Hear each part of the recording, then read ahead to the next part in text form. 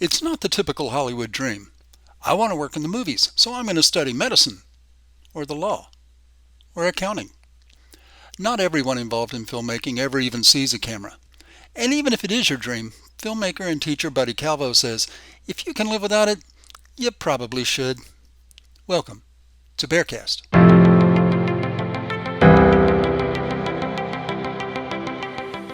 I'm Randy Langford, and this is BexarCast, a weekly interview with business, political, educational, and nonprofit leaders. We're examining the relationships between all four and how each one benefits from the success of the other three. Machina Cinema owner Buddy Calvo is a filmmaker and teacher. He's worked in the film industry for more than a decade and taught hundreds of students film production, screenwriting, and video editing during his years at the San Antonio School for Inquiry and Creativity. His feature film, Stage 5, was released internationally in 2018 and is available on iTunes, Amazon, and Google Play. He's been on the board of TRL Productions, the creators of BexarFest, since 2016 and has served as its president since 2018. Buddy, thanks for joining me. I appreciate you making some time. Yes, sir. Thank you for inviting me. Oh, I'm glad to have you. Since there are a lot of kids involved in BexarFest, let's start with when you were a kid, when you were in school. What made you want to become a filmmaker? Were you a movie fan when you were a kid? I've always been a movie fan. I guess it was my dad showed me old films, or at the time that were a little outdated, that I still was into, that I dug. Um, all sorts of really cool stuff that I don't think other kids were watching at that time.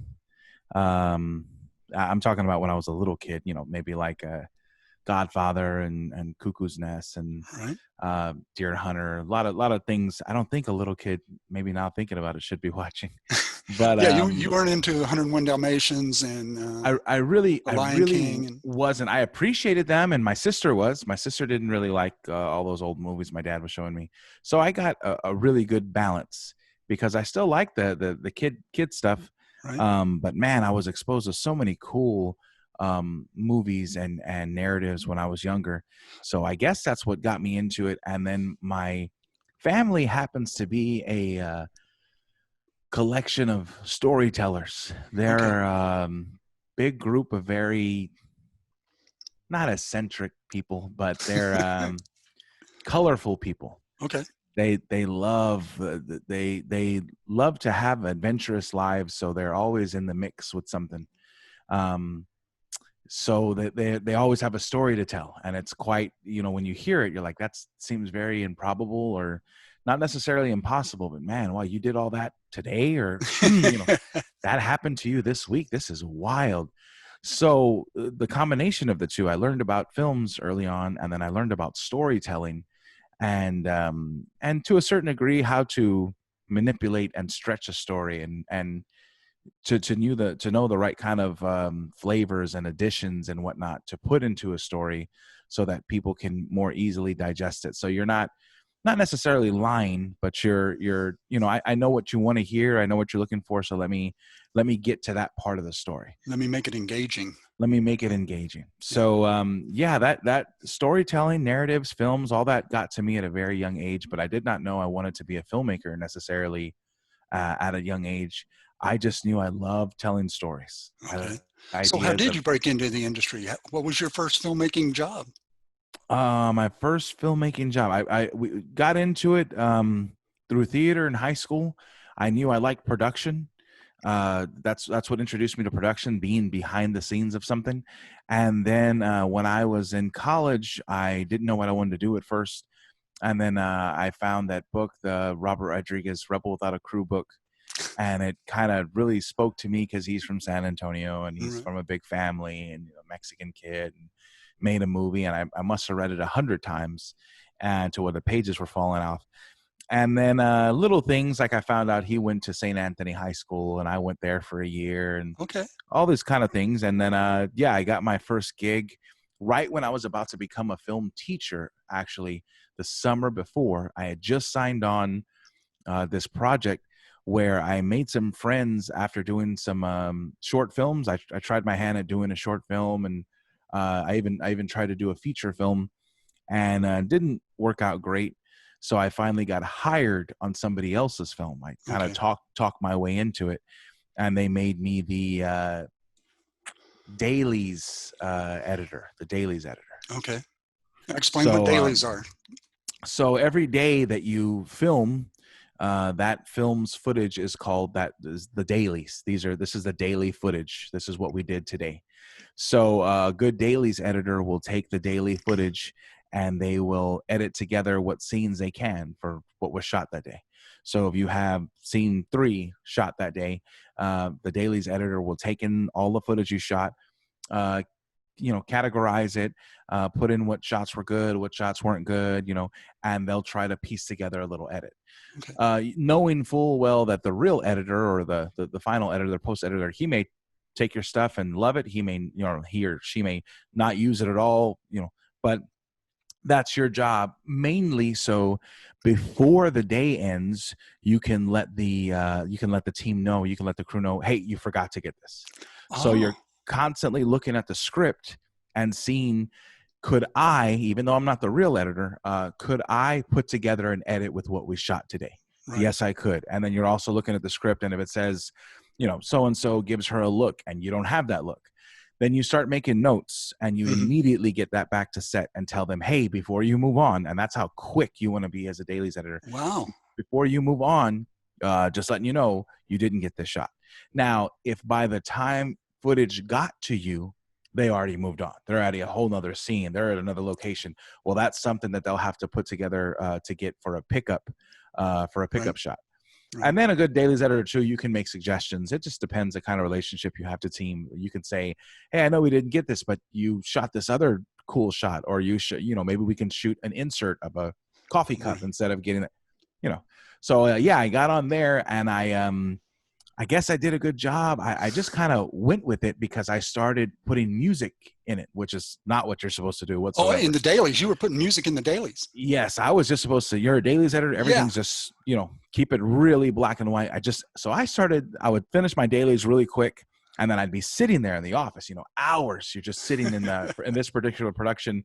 We were in the middle of nowhere, and it's scorching hot. It's a summer, Texas, right. And we were in this little mobile office, and it's freezing in this office. So I would finish, and then I wouldn't have anything to do. And I was like, man, I get what this scene is supposed to be. So I would go find the song.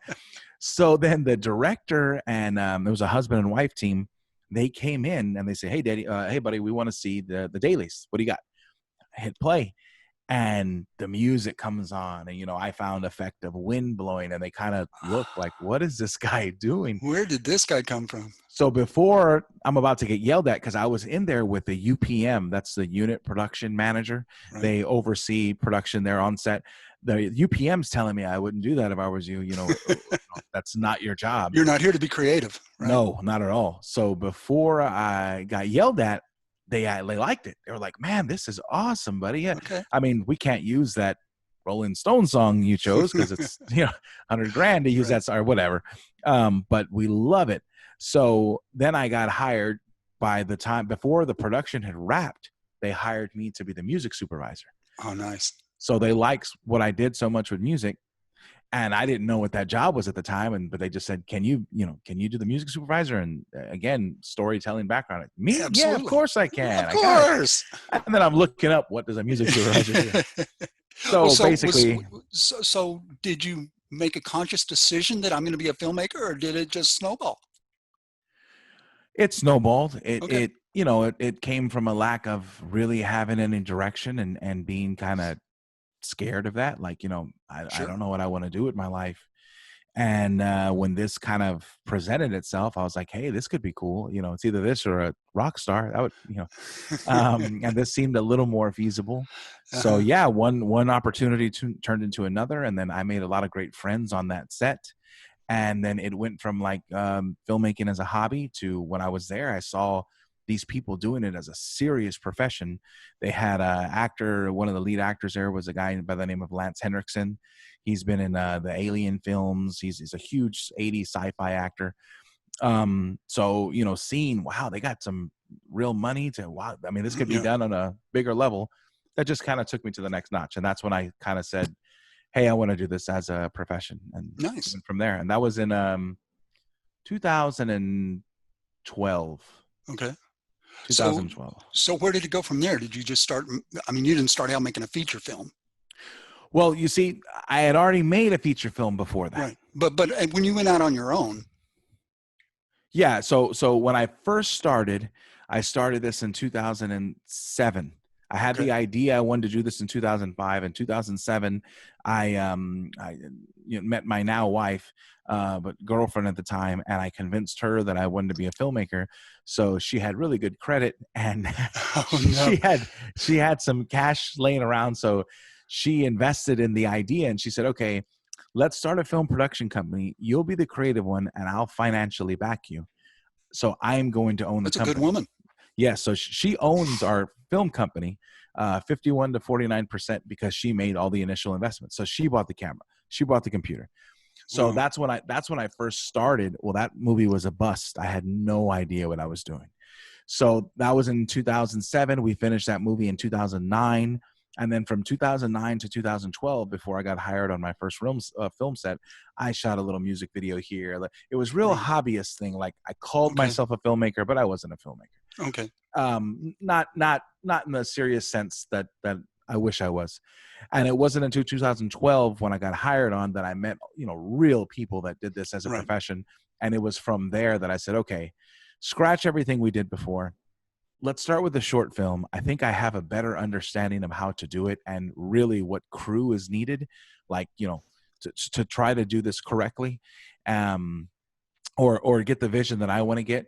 Right. And it built from there, like being a little more serious with it. Well, so that jump from hobbyist to professional, I mean, that had to be a little intimidating. How did you deal with that? Uh, yeah, luckily, right when that happened, I had just gotten offered a job to be a film teacher. Oh, okay. So I couldn't, and that was another thing beforehand. It had to be a hobby because I had a day job Right. that wasn't creative at all. It wasn't like I had a day job, in film production or at a Right. studio. No, I had a day job doing, retail work. So I really didn't have time to be a filmmaker. So it had to be a hobby. But when I got that gig in 2012, I happened to get hired as a film teacher. So all day long, I'm talking film. I'm learning new gear. I get to be in film mode all day. So Nice. then, with being a teacher as well, you get certain times off during the year, and then you get summers off. So I always had the mentality that all year long, my bills are being paid for. Everything's good with my teaching film job, my film teaching job. And then come the summer, come the big breaks, come whatever, I'll use that time and money from my job to work on, shorts, Right. features, what have you. So when you took that leap, when you became a professional filmmaker for real, what was the biggest surprise? Was there any aspect of filmmaking that you hadn't anticipated? Yeah, it's this. Yes, there was an aspect I didn't anticipate, and it's the hardest aspect of filmmaking, uh, in professional filmmaking, that where you're looking for serious distribution besides the exceptions to the rule. So everybody that wants to be a filmmaker, that wants serious distribution for their product, for their film that they've made, um, the hardest part is fundraising, is film financing, Right. except for the exceptions to the rule. Because I know there'll always be somebody out there that says, well, I heard this film was shot on their cell phone and they went to Sundance and now they're millionaires. Great. You're the exception to the rule. Right. Do things like that happen? Yeah, things like that happen. People also win the lottery. So it's not unheard of, but it's pretty improbable. So Right. for the other 99%, you have to finance your film. You have to find a way. That was by far the most unexpected and the hardest part of filmmaking. It's getting the money together. It is very, very, very difficult. Years, in some cases Right. to get the money together. Very hard. Well, okay, so is that the worst part of filmmaking? I know it's the hardest, but is it the worst? I think so, because if you really are into filmmaking, um, as soon as you learn what you're good at and Right. learn to accept that that's what you're good at and flourish in there. Maybe that's another difficult part. I think everybody wants to have the spotlight on them, so everybody thinks they want to be a director, or everybody thinks they want to be the DP or the camera operator. Mm-hmm. That may not be your forte. Yeah. Producers are widely unsung heroes. And then you have all the other, the equally as important departments that, they don't get enough credit as they should, because everyone Sure. wants to be Tarantino or Spielberg, and not everyone is, and Or Rodriguez. Or Rodriguez. And then even when you are the director, it's learning where your expertise, needs to stop. Sure. And where you should be counting on those around you. I mean, what's the point of the crew if, you've seen Citizen Kane, or you've studied Kubrick, and come on, give me a break. You've been doing this for, a year, and your gaffer, the person doing lights, they've been doing it for 25 years. Maybe you should shut up and listen to your gaffer. Yeah. Not saying, creatively you can't suggest things. I mean, that's what you're there for. Right. But there comes a point where, his experience needs to be taken seriously. So, right. I would think raising film financing is the hardest part. It's the worst part. It's, especially for me, I try to pride myself on being a creative person, right, and very interested in narrative and wanting to tell a story. Directing is very difficult. It's not as easy as I think people make it out to be, trying to get the most out of actors. Right. That isn't easy. Many a times in great performances, yes, I'd say 75% of that is the actor's ability to pull off that performance. But 25% of that is the director getting the actor to the right place, or what have you, right, to be able to. But then even before that, people talk about casting. How important is casting? Casting. Well, then that's another thing, because where do you as a filmmaker go to cast? There's only so many films, right, people want to see that feature your mom, or that have your, that have your cousin, or, right. You can only make so many films about your dog. Right. That's it. Or so many, in the same location of, let me guess, your house. Yeah, mm-hmm, we've seen this one before. It's hard, man. I mean, there's a lot of things, but filmmaking's such a blast. Like, if that's where I wanted to go. Yeah. So the financing is the worst. What's the best? Being on set. When a lot of energy. It's an electric atmosphere for sure. We just shot a music video last night. So I know when people are listening to this and watching this, it obviously wasn't last night then, but before we recorded this last night, we were shooting yesterday at 5 p.m. We got to set. We wrapped at 1 a.m. Hadn't been on a creative narrative set like that in years. It's been years now. And it was a blast just being on set. There's like an electricity in the air. Sure. That everyone's there because they've read the script and they want to be on set. And especially something like that. Last night was a passion project. And that's a nice way filmmakers say we don't have a budget. Mm-hmm. So when they have a budget, everyone says this is what the rate is. This is what we can pay, our day rate.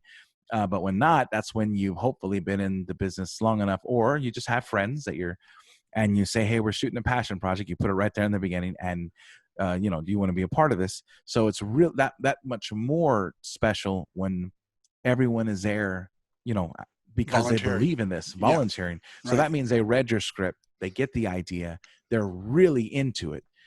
So man, we had a blast. So being on set has to be the best. I've had so many cool experiences taking me all over. Getting to hang out in an Airbnb for a month, or taking over a little town, being there for 2.5 months. That's where you live. I mean, and you become friends with these people because you worked for hours, and then you worked in these crazy situations. I met so-and-so in Dallas, and 2 days after we met, we were horse wrangling. You get the horses for this shot. And then we we're all ducking when this airplane landed, and as soon as the wheels touch the ground, we jump up, or we're running behind it with the camera. Those are things, I mean, that's amazing. Not an average day, not your everyday kind of thing. And every time I meet filmmakers that are, people that made it this profession, that's what they say time and time again. Like, I can't be in a cubicle, man. No, Sure, there's ways to make money easier, what have you. right. But it's like soul draining to some people. Some people Yeah. like it. Yeah. But what other job in the world? I would tell this to my students. What other job in the world, to begin with? What other job in the world employs this many different people? So on a film set, you have doctors, you have lawyers that work for film companies, you have writers, musicians, construction workers, plumbers. Right. It's basically a Electricians. whole community that Sure. work on films. Huge. That's why the So credits are so long. that's why the credits are so long. So no matter what you do, basically, you can get a job in filmmaking. So it's just, if you want to be outside of the office, outside of the cubicle atmosphere, it's beautiful. I mean, I love it. Being on set has to be the best part. And you make a very good point. You've talked to a lot of students, and let's touch on that for a minute. You don't have to be a creative to work in the film industry. Not at all. Right. And I hate to say a creative, because everybody is creative in their own way. That's right. But what you traditionally associate with a director, an actor, a musician, a performer, you can be an accountant, you can be a carpenter, you can be an electrician. Absolutely. I'm sorry. So what's the one piece of advice you would give students? It's funny. So this reminds me of being in the classroom. So I would have those two conversations back to back. I would talk to students and tell them, if you're in this class by accident, or the class you really wanted filled up, tell me what you want to be in life. And so they'd be really quick to, let me show you how I don't want to be a filmmaker. And somebody would say, I want to be a construction worker like my dad, or I want to be a doctor. I said, great, you can be on a film set. You can be. And as soon as I explained that to them, their mind would just blow.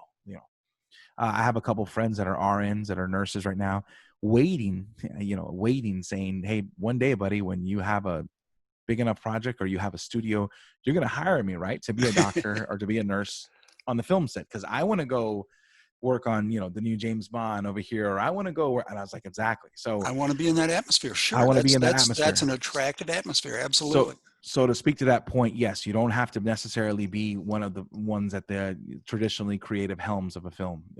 And secondly, the piece of advice I would give filmmakers, or that I would give students, I would start every semester off with this, is, you want to be a filmmaker? Yeah, don't. It's unless it's something that is eating away at your soul, don't do it, because it is dream crushing. It's very difficult. So I say that, in a joking way, and then again in a serious way. You have to have so much passion for it that you can overcome the undoubtedly many doors being slammed in your face. Unless you can't live without it, don't get into it. Right. You kind of have to be tough as nails, thick skin, because people are going to, even when you do get your projects finished and you do submit, people are going to tell you it, or the worst, they're going to say nothing. No one, you're not going to get a response. But when you do get a response, that if you pay for the right kind of response or whatnot, they'll nitpick it, and they'll tell you all the reasons why your film isn't good enough. And man, that's a tough pill to swallow. And you have to take that. Yeah, you have to take that pill, swallow it, and then you have to be able to bounce back and, obviously do what you want to do. But I would tell students that all the time, to try to make them understand, shoot your heart out on this project, right? Shoot it. Ready? We got it. Project's done. We've worked on it for 6 months. Great. Yeah. Great. Yeah. Now delete it. That's about it. Now we're going to do it again. What? Are you kidding? I can't take it. Great. This isn't the profession for you. Next. Yeah. So, that's, kind of a little unorthodox way to, but I used to do that with my high school students. And that's brutal. I think if they had more truth like that, or if people had more truth like that in life in general, probably could be helpful. But in filmmaking especially, man, it is a very, very tough profession. Outside of don't do it, what is the one piece of advice I would say? Try as much as you can while you're working on your films and whatnot, to have fun. Try to have fun, because too many times I've been at the helm of a project, directing, producing, and wasn't as much fun. I'm sure Scorsese or somebody can would disagree with me, but I'm not on their level. So at this level, at the truly indie level, you have to wear so many hats as a director and producer. You don't really get to have a lot of fun. Right. I've been behind the camera with the crew. I've been hired on, to be a PA, I've done a lot of different jobs on a set, and you have a blast. A lot Well, of the because the weight's times, not on you. You're not on the spot. that's right. And a lot of the time, the crew, since I've been on both sides of it, that if somebody had a camera there, that's 10 times more interesting than the film they're making. I mean, the crew, these, and I saw there was a really great show, and I've been working on this idea for years. So maybe I should say this on here. Maybe I should. I don't know. But there was a really great show called Roadie, like roadies, and it was about rock and roll roadies, people that would be the roadies for rock, and it was very interesting. No matter what show that, Taylor Swift or the Rolling Stones or whatever, it was cool to see how they were being roadies.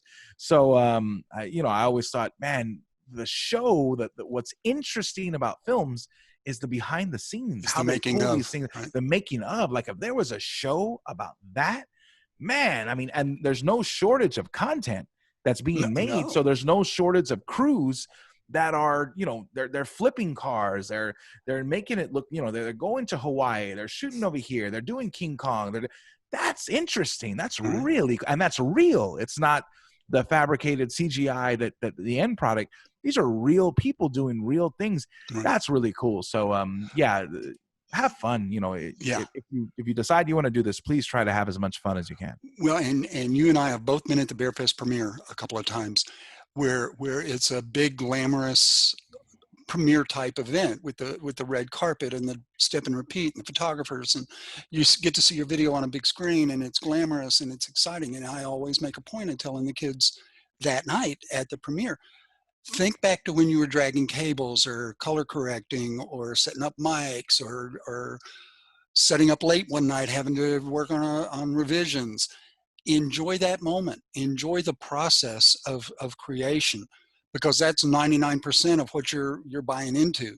There's 100%. the 1% glamour and excitement of the big premiere, but 99% of it is sweat. And That's so right. if you don't enjoy that, if you don't buy into that, then I'm like you. Don't jump off that cliff. That's right. It's not worth it for that 1%. You're right. And the other point you brought up that's interesting to me is where there are so many different careers involved in filmmaking that people don't realize. Yeah. And again, going back to relating that back to our experience at BearFest, is when we first introduced kids to nonprofit organizations. We embed them in the nonprofit for weeks while they're working on their production. And the point of that is we want kids to know that inside a nonprofit organization, it's a business. Yeah, we're rescuing puppies, or we're feeding people in need, but we have accountants, we have drivers, we have a receptionist. There are careers that you can have and serve your community. So yeah, that's a big part of what we want kids to understand. Absolutely. You talked about your family being storytellers and electric people. I know when I went to my folks and told them, I think I want to be a writer. That's kind of where I'm leaning in my career. I think I'm going to make a journalism career. They were not thrilled. They were not excited. And you had a different experience, I suppose. Well, what was your experience when you went to your family and said, I'm turning pro. Here we go. No, not a different experience at all. They I don't know that they believe me right now that I have a job. That's they understand what I do with commercial work. Okay. Certainly not narrative work.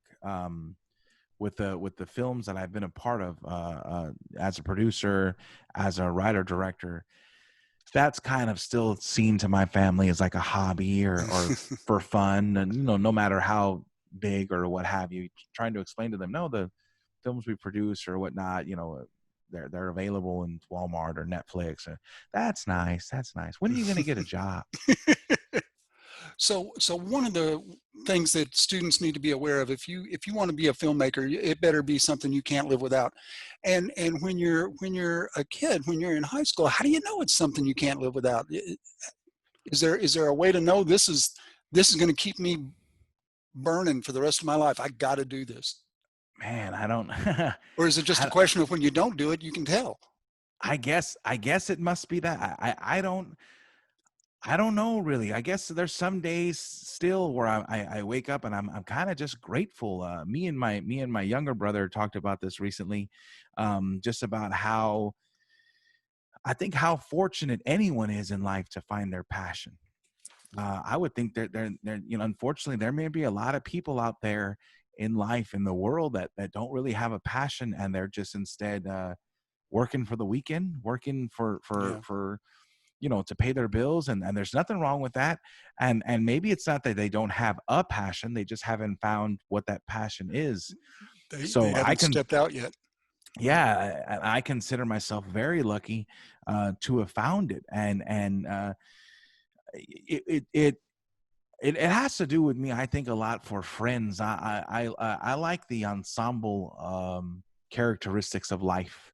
I like hosting parties here at my house, like everyone coming over. Um, if it's a pretty day outside or whatever, I want to throw a barbecue and invite everybody over here. And if somebody is graduating or someone comes into town, I want everybody here. I want everything to be in the mix here with me. So I think filmmaking made sense to me because it's a big team effort. Right. So maybe subconsciously that's what drove me to it. So maybe if you find yourself that, and that's the way I've been my whole life. When I was a little kid in the neighborhood, you know how you have a movie or a show, whatever, and there's always that kid who's all the kids come over to their house, and that's that's where they always have sleepovers, or they can so and so stay for dinner. That was me. That was my house. So I would invite all the kids over when I'm little 7, 8, 9, 10. Come on over, come on over, come on over. So since then, I knew I had that quality in me, that's what I like. So filmmaking worked very well with that, a team thing. I don't want to be alone. I don't like the loner stuff by myself. And so maybe find out, personally, what characteristics drive you or that you have. If you do like being alone and reading a lot in solitude, and I like writing by myself, or I go for long walks, well, then maybe filmmaking might not be for you, because it is a very collaborative effort. Right. And and then you find out what does work for you, because I have friends that do all sorts of different things, and some of them are very things that are done in solitude. I'm like, man, how can you? I need music, I need loudness. The day starts at 7 a.m. I want to be working till 4 a.m. Yeah, Right. let's go. That's the way I operate. That's So, high energy. High energy. So I would think somehow in there, you'll find out what speaks to you. But also, don't be discouraged if you're in high school or even in college and you don't find it yet. And there's no set time limit. You just be that much more appreciative if you do happen to find your passion. And then, just as importantly, I wouldn't force anything. Don't force filmmaking. Don't force anything if you're not really passionate about it. You're never going to get the right kind of satisfaction out of life if something's forced upon you, or you force yourself into thinking, I want to be a filmmaker. You'll know if you do. If it drives you wild, if you just can't live without it, in some certain feeling or whatnot, that's how it's you. And it's pretty vague and cliche statement, but that's the only thing I can think of. It has to really get to you at a really primal level. No, the way things become cliche is because they're true. Yeah, that's why they stick around long enough to become cliche. That's right. And that's a good spot to leave it. Buddy, thank you so much. Thank you, Randy. Thank you, man. Absolutely. Thanks for your insight. Thanks for all you do for BexarCast. Thanks for serving on the board. Thank you for allowing me to be a part of it. Absolutely. I'm proud to have you, man. Take care, and we'll talk again soon. All right, Randy. Thank you so much.